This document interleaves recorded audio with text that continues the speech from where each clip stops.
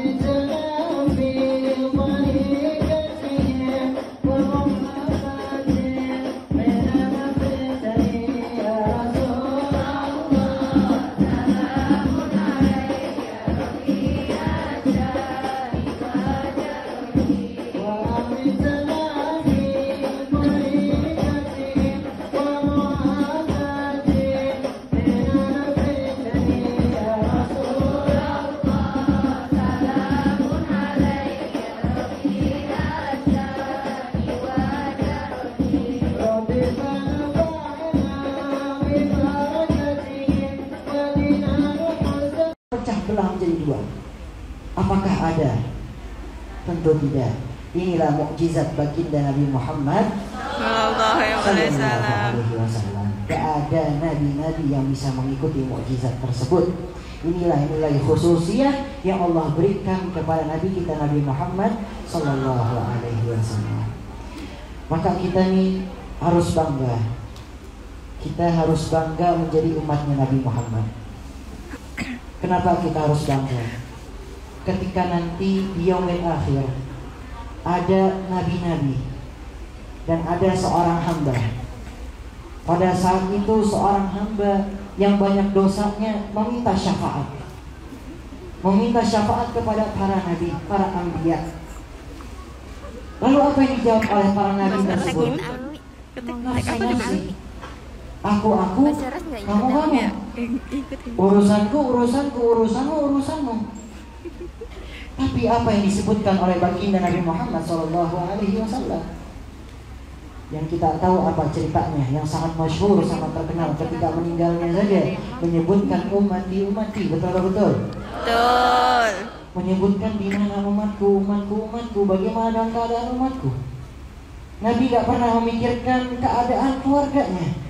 Nabi gak pernah memikirkan daripada keadaan saudara-saudaranya, melainkan umat-umatnya. Bahkan umat-umatnya yang jauh dari zamannya Nabi Muhammad SAW memikirkan. Maka celakalah kita, wahai para hadirin dan hadirat. Celakalah kita ketika nanti di yaumil akhir kita termasuk orang-orang yang tidak bisa memandang wajah Nabi Muhammad SAW. Celakalah kita ketika nanti di yaumil akhir kita tidak mendapatkan syafaat dari Nabi kita Nabi Muhammad SAW. Apa yang akan membawa kita ke surganya Allah selain syafaatnya Nabi besar Nabi Muhammad SAW? Maka marilah sama-sama pada hari ini kita kuatkan iman kita kepada Allah. Kita kuatkan iman ini, tasdiqun fi qalbi. Kita kuatkan, kita tanam di dalam hati kita. Karena baginda Nabi Muhammad SAW mengatakan, tuba liman ra'ani wa amanani. Beruntunglah orang-orang yang melihatku dan juga ia beriman kepadaku. Lalu Nabi juga mengatakan, thumma tuba liman la ra'ani wa amanani.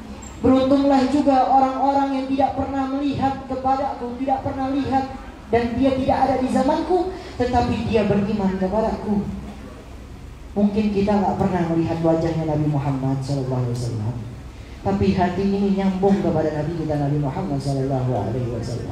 Ruh kita bersambung kepada baginda Nabi Muhammad SAW dengan kita memperbanyak salawat kita kepada baginda Rasulullah Sallallahu Alaihi Wasallam. Udah pulang kerja Mbak Saras. Di bulan Rabiul Awal ini perbanyak salawat kita, perbanyak amalan soleh kita, mulai dari sedekah kita, mulai dari zakat kita, mulai dari hal-hal kebaikan lainnya, ibadah-ibadah kita, dan tentunya salawat kita kepada Nabi Muhammad Sallallahu Alaihi Wasallam. Jangan sampai kita termasuk orang-orang yang bakhil, orang-orang yang pelit. Pelit kenapa? Kata Nabi Sallallahu Alaihi Wasallam, al-bakhil man dzukirtu indahu falam yusalli alayya. Orang yang pelit, orang yang bakhil ialah orang yang ketika disebut namaku atau dia mengingat akan namaku, tetapi dia tidak mengucapkan salawat kepadaku. Maka ketika kita mengingat Nabi Muhammad, ketika kita dengar disebutkan yang nama Nabi Muhammad, bacalah salawat. Ya, bacalah salawat. Karena apa? Larinya nanti pahalanya itu bukan ke Anda doang, bukan ke kita doang, melainkan larinya ke ayah kita. Di saat seorang hamba membaca salawat, maka Nabi Muhammad SAW mengetahui siapa yang membaca itu dan disebutkan namanya dan termasuk orang tuanya. Bahkan juga dikatakan bahwasanya orang yang baca salawat kepada Nabi Muhammad bukan saja dia yang mendapatkan rahmat, bukan saja dia yang mendapatkan pahala ataupun keberkahan dalam kehidupannya, melainkan tetangga-tetangganya, melainkan keluarga-keluarganya, melainkan seluruh dari para kampungnya tersebut mendapatkan keberkahan dari orang yang bersalawat tersebut kepada Nabi Muhammad. Maka perbanyaklah salawat kita pada Nabi Muhammad Sallallahu Alaihi Wasallam. Berapa salawat kita sehari? Saya tanya, berapa salawat kita? Ada 50, ada sehari. Ada 100, 1000 ada, 5000 ada, agak ada. Boro-boro 10 aja kita masih kadang-kadang masih lupa-lupaan. Ngaji aja masih lupa, masih suka jarang, betul-betul. Sebelum berangkat kita baca sholawat, sebelum berangkat baca Al-Quran, berangkat kerja, karyawan di sini sebelum kerja berangkat baca sholawat, ataupun di tengah perjalanan baca sholawat, nggak masalah. Lagi naik motor baca sholawat lantunnya, ya. Lagi di rumah lagi masak nggak masalah, baca sholawat pada Nabi Muhammad SAW. Lisan kita bergerak, pahala kita mengalir. Betul apa betul? Betul apa betul? Masih semangat gak nih? Ini pada lesu banget. Hah? Ada apa nih? Lapar. Ya, abis ini ada. Ya. Lanjutnya. Ada apa? Ini pada lesu orang nih. Hadirin yang hadirat yang dimuliakan oleh Allah Subhanahu wa taala. Oleh karena itu marilah sama-sama kita memperbanyak sholawat kita kepada Nabi Muhammad Sallallahu Alaihi Wasallam. Hari ini pada intinya kita mengikuti akhlak baginda Nabi Muhammad SAW. Kita semua generasi muda, termasuk saya. Saya ini masih kecil, masih 16 tahun. Tapi terkerja di sini aja. Saya dikira berapa tahun memang? 20 tahun gitu. Masih 16 tahun, masih butuh pelajaran, betul-betul. Ini akhlakul karimah. Kalau kita lihat di zaman sekarang bagaimana tentang akhlak anak-anak kita? Bagaimana dengan akhlak manusia di zaman sekarang? Bagaimana, miris kan? Miris. Bagaimana mereka bercakap, bagaimana mereka bicara dengan orang tuanya, bahasanya mereka, apakah bahasa mereka dengan lembut? Tidak. Akhlak kita ini kita perlu perhatikan.